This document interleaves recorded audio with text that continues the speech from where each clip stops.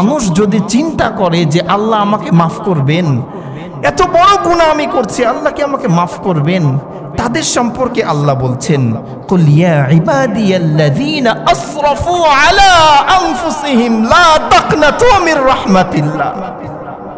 কত গুনাহ করেছো বান্দা, কত পাপ করেছো, আমার রহমত থেকে নৈরাশ হয়েও না, আমার রহমত থেকে নৈরাশ হয়েও না, তোমার সকল পাপ আমি আল্লাহ মাফ করে দেব।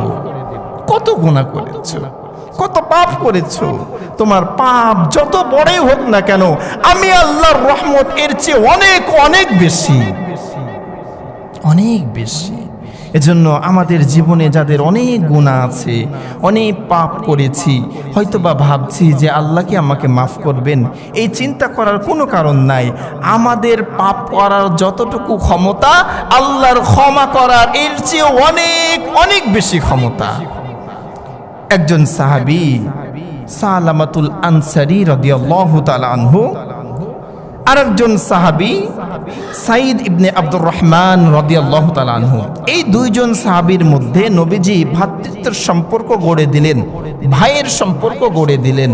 এমতো অবস্থায় তাবুক যুদ্ধের দামামা বেজে গেল। তাবুক অভিযানের জন্য নবীজি সাহাবীদেরকে একত্রিত করলেন।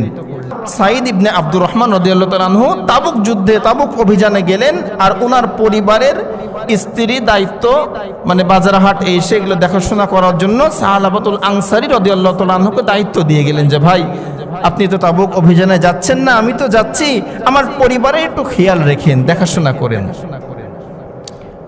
সাহালাবাতুল আনসারী রাদিয়াল্লাহু তাআলা আনহু সাঈদ ইবনে আব্দুর রহমান রাদিয়াল্লাহু তাআলা আনহুর পরিবারের দেখাশোনা শুরু করলেন। দিনের পরে দিন চলে যায়, রাতের পরে রাত চলে যায়, সময় অতিবাহিত হতে শুরু করলো। কয়েকদিন যাওয়ার পূর্বে মানুষের সবচেয়ে বড় শত্রু ইবলিস শয়তান এসে সালাবাতুল আনসারীর মনে ওয়াসওয়াসা দিতে শুরু করলো। সালাবাতুল আনসারীর মনে ওয়াসওয়াসা দিতে শুরু করলো, সাঈদ ইবনে আব্দুর রহমানের স্ত্রী অনেক সুন্দর। সালাবাতুল আনসারী, তুমি যাও তার স্ত্রীর সঙ্গে অবৈধ সম্পর্ক শুরু করে দাও, যেহেতু সাঈদ ইবনে আব্দুর রহমান বাড়িতে নাই, তোমার হাতে বাড়ির দায়িত্ব। শয়তানের ওয়াসওয়াসায় পড়ে সালাবাতুল আনসারী রাদিয়াল্লাহু তাআলা আনহু সাঈদ ইবনে আব্দুর রহমানের স্ত্রীর হাত ধরে নিয়েছেন। স্ত্রীর হাত যখন ধরে নিয়েছেন, সাঈদ ইবনে আব্দুর রহমানের স্ত্রী ডাক দিয়ে বলেন, ও আল্লাহর বান্দা, তুমি যে কাজটা করেছো, তুমি তো আমানতের খেয়ানত করেছো। তোমার ভাই আমাকে আমানত রেখে গিয়েছে তোমার ওপরে, তুমি আমার দেখভাল করবে, তুমি আমার হাত ধরেছো, তোমার ভাব তো ভালো না, তুমি তো আমানতের খেয়ানত করছো। আর তোমার যে মন মানসিকতা, আল্লাহর দরবারে অপরাধী হিসাবে আমাদেরকে দাঁড়াতে হবে। আল্লাহর রাস্তে আল্লাহকে ভয় করে আমার হাতখানা তুমি ছেড়ে দাও, আল্লাহকে ভয় করে আমার হাত ছেড়ে দাও, তোমার ভাব তো ভালো লাগছে না। সালাবাতুল আনসারী রাদিয়াল্লাহু তাআলা আনহু আল্লাহর নাম শোনার পরে ওই মহিলার হাত ছেড়ে দিয়ে দৌড় দিয়ে জঙ্গলের দিকে চলে গিয়েছেন। হায়, আমি কি করলাম, আমি তো আমানতের খেয়ানত করলাম। আমার ভাই ইবনে সাঈদ ইবনে আব্দুর রহমান তার স্ত্রীর দায়িত্ব আমাকে দিয়েছিল, শয়তানের ওয়াসওয়াসায় পড়ে একটা বেগানা নারীর হাত আমি ধরে নিয়েছি, আল্লাহ আমাকে ক্ষমা করবেন কিনা। এইভাবে জঙ্গলে পাহাড়িতে চলে যেয়ে আল্লাহর কাছে রাত দিন কান্নাকাটি করতে শুরু করেছে। এইদিকে তাবুক অভিযান যখন শেষ হয়ে গেল, সকল সাহাবীরা বাড়িতে ফিরে আসলেন।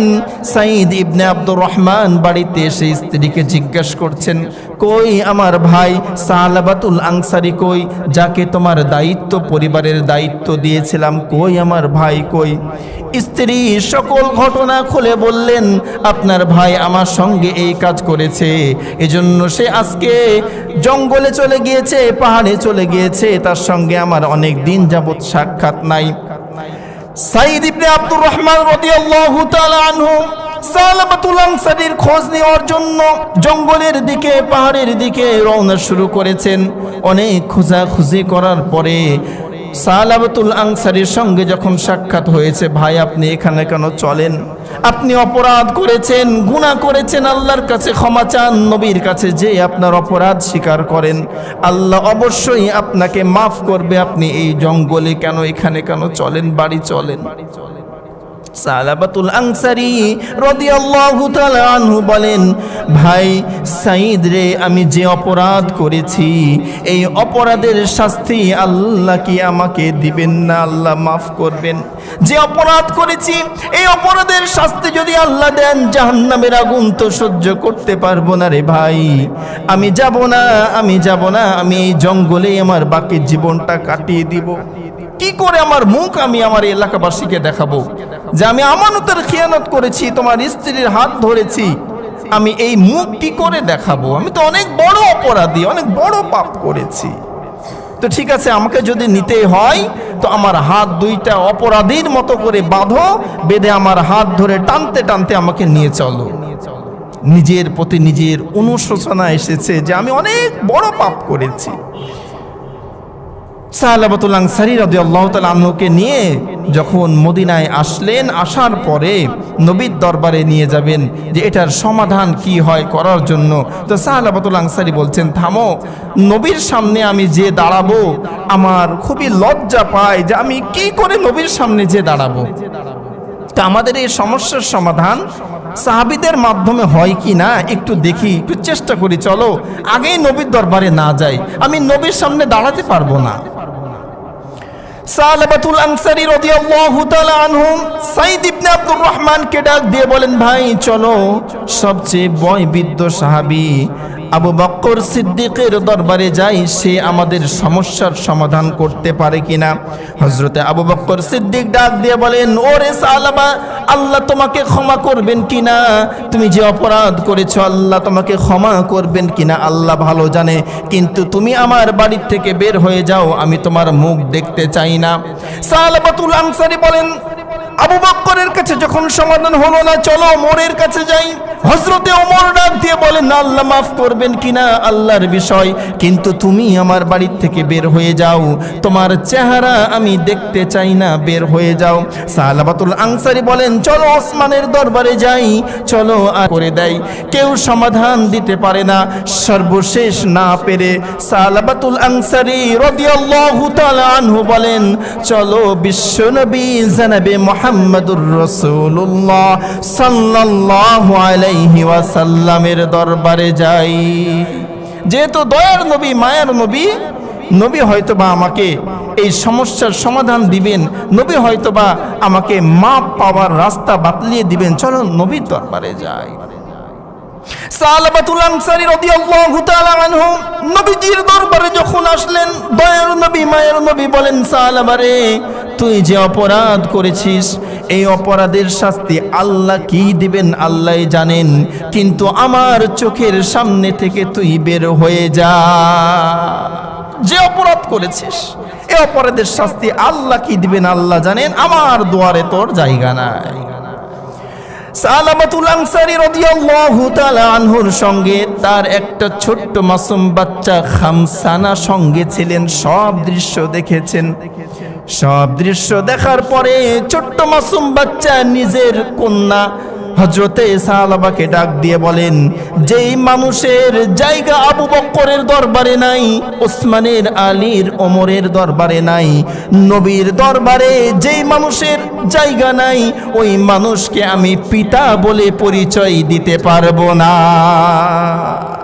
নিজের মেয়ে, যেই মানুষের আমার নবীর দরবারে কোনো জায়গা নাই, নবীর দরবার থেকে ফিরে এসেছে, সাহাবীরা যাকে জায়গা দেয় নাই, আমি তাকে পিতা বলে স্বীকার করতে পারবো না। আপনি যেই দিন ক্ষমা পাবেন, সবার কাছে প্রিয় হবেন, সেই দিন আপনাকে পিতা বলে আমি পরিচয় দিব। সালাবাতুল আনসারী রাদিয়াল্লাহু তাআলা আনহু সাঈদ ইবনে আব্দুর রহমানকে ডাক দিয়ে বলেন, সাঈদ রে ভাই, তুমি আমার হাতের বাঁধন খুলে দাও। বুঝতে পেরেছি এই দুনিয়ার কোনো মানুষ আমাকে জায়গা দিবে না, কোনো মানুষ আমার সমস্যার সমাধান করবে না। সবার দুয়ার বন্ধ হতে পারে, কিন্তু আল্লাহর দুয়ার আমার জন্য খোলা আছে, আমার হাত খুলে দাও। সালাবাতুল আনসারী রাদিয়াল্লাহু তাআলা আনহু দৌড় দিয়ে আবার জঙ্গলের দিকে, পাহাড়ের দিকে আবার চলে গিয়েছে। দিনের পরে দিন, রাতের পরে রাত পার হয়ে যায়। সালাবাতুল আনসারী রাদিয়াল্লাহু তাআলা আনহুর সমস্যার কোনো সমাধান আসে না। এইভাবে কাঁদতে কাঁদতে কাঁদতে কাঁদতে বহু দিন চলে যাওয়ার পরে আয়াতে কারিমা নাজিল হয়ে গেল। বলুন সুবহানাল্লাহ। নবী করিম সাল্লাল্লাহু আলাইহি সাল্লামের দরবারে হযরতে জিবরাইল ফেরেশতা এসে বলছেন, ইয়া রাসূলুল্লাহ, ইয়া হাবিবাল্লাহ, নবী গো, এই সকল মাখলুকের রব কে? নবীজি বলেন যে সকল মাখলুকের রব আমার আল্লাহ। তো সকল মাখলুকের রব যদি আল্লাহ হয়, তো সালাবাতুল আনসারীকে আপনি কেন ফেরত দিয়েছেন? আপনি ফেরত দিয়েছেন কেন? আপনি কেন ফেরত দিলেন? আমার আল্লাহ তারপরে খুশি হয়ে কোরআনের আয়াত নাজিল করেছেন। আল্লাহ রাব্বুল আলামিন পবিত্র কোরআনুল কারীমের 3 নম্বর সূরা সূরাতুল আলে ইমরানের 135 নম্বর আয়াত এই সালাবাতুল আনসারীর উপলক্ষে নাজিল করলেন। আল্লাহ রাব্বুল আলামিন বলেন, ওয়াল্লাযীনা ইযা ফাআলু ফাহিশাতান আও যালামু আনফুসাহুম যাকারুল্লাহ। আল্লাহ রাব্বুল আলামিন বলেন, আর যারা অশ্লীল কাজ করবে, যারা খারাপ কাজ করবে, নিজেদের উপরে জুলুম করবে, এই জুলুম করার পরে আল্লাহর কথা যখন স্মরণ হয়ে যাবে, তাদের গুনার কথা যখন স্মরণ হয়ে যাবে, তারা আল্লাহর কাছে ক্ষমা চাইবে, আর ওই পাপ দ্বিতীয়বার পুনরায় সে করবে না। আল্লাহ রাব্বুল আলামিন বলেন, এই সকল বান্দা, এই সকল গুণের বান্দাই তো মুত্তাকি বান্দা। ধারাবাহিক আলোচনা আছে এরপরে এই আয়াতের উপরে। আপনারা যারা অ্যান্ড্রয়েড ফোন ব্যবহার করেন, এই সকল আয়াতগুলো অবসর সময় দেখবেন, খুবই ভালো লাগবে। এই যে সূরা আলে ইমরানের 133 থেকে শুরু করে 36 নম্বর আয়াত পর্যন্ত দেখবেন, এখানে মুত্তাকি বান্দার আল্লাহ কিছু গুণের কথা বলেছেন, যে কারা মুত্তাকি। সূরা আলে ইমরানের 133 আয়াত থেকে দেখবেন, বিস্তারিত আলোচনা পাবেন। তো আল্লাহ রাব্বুল আলামিন খুশি হয়ে সালাবাতুল আনসারীর পক্ষে আয়াত নাজিল করলেন নবীর পরে, যে সে পাপ করেছে, নিজের পরে জুলুম করেছে, সে তো আমার কাছে এসে ক্ষমা চেয়েছে, আত্মসমর্পণ করেছে। নবী করিম সাল্লাল্লাহু আলাইহি সাল্লাম খুশি হয়ে সাহাবাদেরকে বললেন যে তোমরা কয়েকজন মিলে যাও, আমার সালাবাতুল আনসারীকে আমার দরবারে ডেকে নিয়ে আসো। হযরত আবু বকর সিদ্দিক বললেন, ইয়া রাসূলুল্লাহ, ইয়া হাবিবাল্লাহ, আমি তো সাহাবাকে আমার ঘরে জায়গা দিই নাই গো নবী। হযরত ওমর ডাক দিয়ে বলেন, ইয়া রাসূলুল্লাহ, আমি তো সাহাবাকে বুঝতে পারি নাই গো নবী, আপনি আমাকে দায়িত্ব দেন, আমি যে ডেকে নিয়ে আসি। হযরত ওমর, হযরত আলী সকলে দাঁড়িয়ে গিয়েছে। নবী করিম সাল্লাল্লাহু আলাইহি সাল্লাম 4 জনের একটা টিম তৈরি করলেন। এর সঙ্গে আরেকজন সাহাবীকে সালমান ফারসি রাদিয়াল্লাহু তাআলা আনহুকে দিয়ে বললেন, যাও তোমরা আমার সালাবাতুল আনসারীকে খুঁজে নিয়ে আসো। সাহাবায়ে কেরাম সালাবাতুল আনসারী রাদিয়াল্লাহু তাআলা আনহুকে খোঁজার জন্য পাহাড়ের দিকে যে জনবসতি মানুষদেরকে জিজ্ঞাসা করছেন, তোমরা কি সালাবাতুল আনসারী নামে কোনো মানুষকে দেখেছো? সকলে বলেন, না, আমরা এরকম নামের কোনো মানুষকে চিনি না। বস্তিবাসী ডাক দিয়ে বলেন, সালাবাতুল আনসারী দেখতে কেমন? তার কিছু বৈশিষ্ট্য আমাদেরকে বলো, যদি বুঝতে পারি। সাহাবায়ে কেরাম বলেন, ওই মানুষটা তার পাপের জন্য, গুনার জন্য সব সময় আল্লাহর কাছে মাপ চাই, আল্লাহর কাছে ক্ষমা চাই। এরকম কোন মানুষকে দেখেছো কিনা? বস্তিবাসী ডাক দিয়ে বলেন, একটা মানুষকে আমরা দেখেছি, যে মানুষটা রাত্রে বেলায় গুনগুন গুনগুন করে কাঁদতে থাকে। তার কান্নার আওয়াজে বস্তিবাসীর মানুষের ঘুম ভেঙে যায়, আমাদের পশুগুলোর ঘুম ভেঙে যায়। সারা রাত সে কাঁদতে থাকে, সে সারা রাত আল্লাহর কাছে বলতে থাকে, আল্লাহকে ডাক দিয়ে বলতে থাকে, আল্লাহ আমি গুনাহগার, তুমি তো রহমান, আমি গুনাহ করেছি, তুমি তো মাফ করনেওয়ালা মাওলা, তুমি আমাকে মাফ করে দাও। এইভাবে সারা রাত একটা মানুষ কাঁদতে থাকে। তোমরা কি ওই মানুষকে খুঁজছো? হযরতে সালমান ফারসি ডাক দিয়ে বলেন, অবশ্যই এই হয়তোবা সালমান ফারসি ডাক দিয়ে বলেন, অবশ্যই এই হয়তোবা সালাবাতুল আনসারী। হযরতে সালমান ফারসি সালাবাতুল আনসারীর কাছে যেয়ে বলছেন, ওরে সালাবা, তুমি কি জানো তোমার রব আমার রব তোমার পরে খুশি হয়ে তোমার পক্ষে পবিত্র কোরআনের একটি আয়াত নাজিল করেছেন? বলুন সুবহানাল্লাহ। তুমি কি জানো তোমার তওবা আল্লাহ এত কবুল করেছেন যে তোমার পক্ষে একটা আয়াত নাজিল করেছেন? চলো তুমি আল্লাহর নবীর দরবারে চলো, নবীজি আমাদেরকে পাঠিয়েছেন তোমাকে নেওয়ার জন্য। সালাবাতুল আনসারী রাদিয়াল্লাহু তাআলা আনহু বলছেন যে তোমরা তো আমাকে বের করে দিয়েছো, তোমরা আমাকে জায়গা দাও নাই, আমার সমস্যা সমাধানের চেষ্টা করো নাই। আমার আল্লাহ আমার পরে খুশি হয়েছেন, তো ঠিক আছে চলো আমি নবীর দরবারে যাব। সকলে মিলে আবার মদিনার পথে রওনা করেছেন। ফজরের ওয়াক্ত হয়ে গিয়েছে, ফজরের আজান হযরতে বেলাল রাদিয়াল্লাহু তাআলা আনহু দিতে শুরু করেছেন। ইতিমধ্যে ওনারা মদিনায় প্রবেশ করেছেন। প্রবেশ করে ফজরের নামাজ শুরু হয়ে গিয়েছে। নবীজি ফজরের নামাজে প্রথম রাকাতে একটি সূরা পড়েছেন, দ্বিতীয় রাকাতে পবিত্র কোরআনুল কারীমের সূরা তাকাসুর শুরু করেছেন। তো সূরা তাকাসুর যখন শুরু করেছেন, প্রথম আয়াত যখন পড়েছেন, সাহাবাতুল আনসারী রাদিয়াল্লাহু তাআলা আনহু এমন একটা চিৎকার দিয়েছেন যে চিৎকারের আওয়াজটা এত জোরে ছিল, এত বিকট ছিল যে সকল সাহাবীরা চমকে উঠেছে।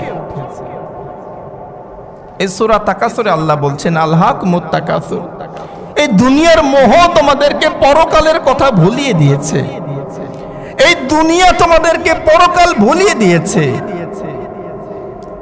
এমন একটা চিৎকার করেছেন সাহাবাতুল আনসারী যে চিৎকারটা এত বিকট ছিল যে সকলে চমকে উঠেছে যে এই আওয়াজটা কে করেছে। দ্বিতীয় আয়াত যখন নবীজি পড়েছেন হাত্তা যুরতুমুল মাকাবির, আর একটা চিৎকার হয়ে সাহাবাতুল আনসারী সঙ্গে সঙ্গে মাটিতে লুটিয়ে পড়েছেন। নামাজ শেষ করার পরে দয়ার নবী মায়ার নবী বলেন কি ব্যাপার, কিসের আওয়াজ হলো, কিসের আওয়াজ আসলো, এমন বিকট আওয়াজ কোথায় থেকে আসলো? সাহাবায়ে কেরাম চেয়ে দেখে আল্লাহর নবীর প্রিয় সাহাবী সালাবাতুল আনসারী জমিনের মধ্যে লুটিয়ে পড়ে আছে। সাহাবায়ে কেরাম বলেন ইয়া রাসূলুল্লাহ ইয়া হাবিবাল্লাহ, সালাবাতুল আনসারী হয়তোবা সেন্সলেস হয়েছে, জ্ঞান হারিয়েছে। সালমান ফারসি রাদিয়াল্লাহু তাআলা আনহু পালস চেক করে দেখে বলেন সালাবাতুল আনসারী তো আর দুনিয়াতে নাই, আর দুনিয়াতে নাই। ইয়া রাসূলুল্লাহ, আপনার সাহাবী সালাবাতুল আনসারী দুনিয়া থেকে বিদায় নিয়েছেন। দয়ার নবী মায়ের নবী সাহাবীদেরকে বললেন যে তোমরা সালাবাতুল আনসারীর জন্য কবর খনন করো, জানাজার ব্যবস্থা করো, আমি নবী তার জানাজায় অংশগ্রহণ করব। জানাজার ব্যবস্থা হয়ে গেল। হযরতে ওমর রাদিয়াল্লাহু তাআলা আনহু দেখছেন যে নবীজি পাকে এভাবে খাড়া করে হাঁটছেন জানাজার ময়দানে। তো হযরতে ওমর বলছেন যে ইয়া রাসূলুল্লাহ ইয়া হাবিবাল্লাহ, কি ব্যাপার আপনি পা খাড়া করে করে হাঁটছেন কেন? দয়ার নবী মায়ার নবী ডাক দিয়ে বলেন ওরে ওমর, আমি যা দেখতে পাই তুমি তো দেখতে পাও না। আমি দেখতে পেয়েছি আমার সালাবাতুল আনসারীর পরে আমার রব এত খুশি হয়েছেন, এত খুশি হয়েছেন, তার জানাজায় এত পরিমাণে ফেরেশতা পাঠিয়েছেন। আমি নবী এই মাঠে যে পা রাখবো এতটুকু জায়গা নাই, এই কারণেই আমি আমার পাটাকে খাড়া করে করে হাঁটছি। সুবহানাল্লাহ, এত ফেরেশতা এসেছে যে পুরো মাঠ ভরে গিয়েছে, পা রাখার জায়গা আমি পাচ্ছি না। এত বড় গুনাহ করার পরেও আল্লাহ রাব্বুল আলামিন উনাকে মাফ করেছেন। শুধুই মাফ করেন নাই, তার জন্য তার পক্ষে কোরআনের আয়াত নাজিল করেছেন, তার জানাজায় এত পরিমাণ ফেরেশতা আল্লাহ পাঠিয়েছেন। সম্মানিত ভাইরা, সাহাবাতুল আনসারী দুনিয়া থেকে বিদায় নিলেন। আর আপনাদের মনে আছে ওই যে ছোট্ট মেয়ে খামসানা, ওই মেয়ে এসে বাবার লাশের পাশে ডুকরে ডুকরে কাঁদতে শুরু করলেন। ছোট্ট মেয়ে খামসানা ডাক দিয়ে বলেন বাবা, তুমি গুনাহ করেছো, তুমি পাপ করেছো, গুনার জন্য পাপের জন্য আমি বলেছিলাম তুমি যখন ক্ষমা পাবে সবার কাছে প্রিয় হবে তখন তোমাকে বাবা বলে পরিচয় দিব। তুমি সবার কাছে প্রিয় হয়েছো, আল্লাহর নবীর কাছে প্রিয় হয়েছো, আল্লাহর কাছেও প্রিয় হয়েছো, তোমার পক্ষে আয়াতও নাজিল হয়েছে, তুমি তো সবার কাছে প্রিয় হয়েছো বাবা। কিন্তু আমি খামসানা বাবা হারিয়ে দিলাম, বাবা আমি কোথায় পাবো, কোথায় বাবা পাবো, আমি তো বাবা হারিয়ে দিলাম।